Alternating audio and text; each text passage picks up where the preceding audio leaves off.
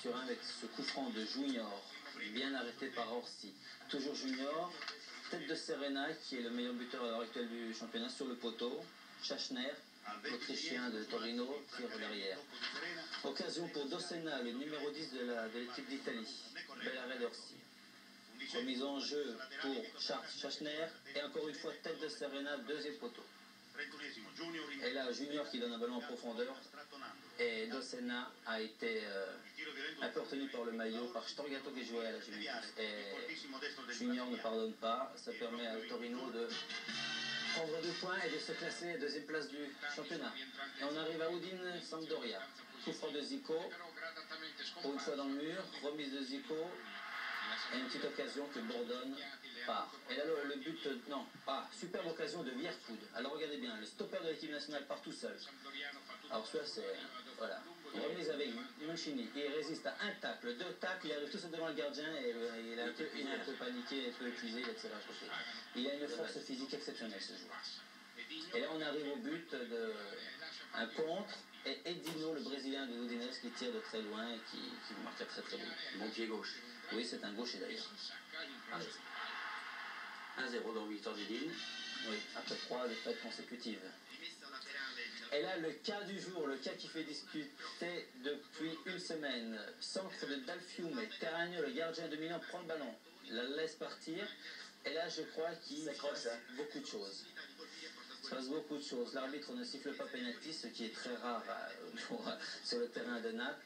Et on va revoir un peu de derrière cette action, en expliquant peut-être beaucoup de choses là.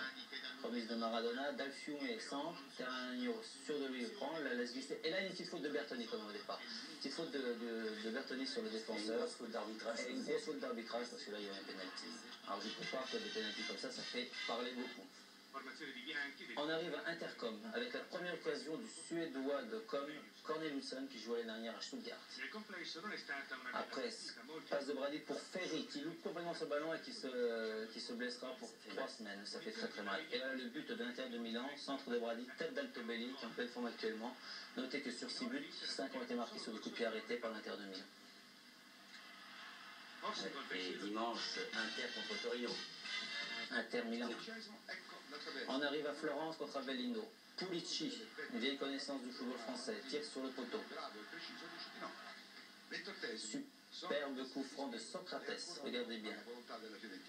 Non, il n'y est pas parce qu'elle touche la barre transversale. Une petite occasion pour l'Avellino et Casal tire sur le côté. Remise en jeu et voilà, devinez qui, Gentile qui était monté devant. Oui, il était mal placé. Oui. Et là, le but, alors voilà, le but de Florence à 3 minutes de la fin, elle était rentrée, pas rentrée, l'arbitre dit qu'il est rentré.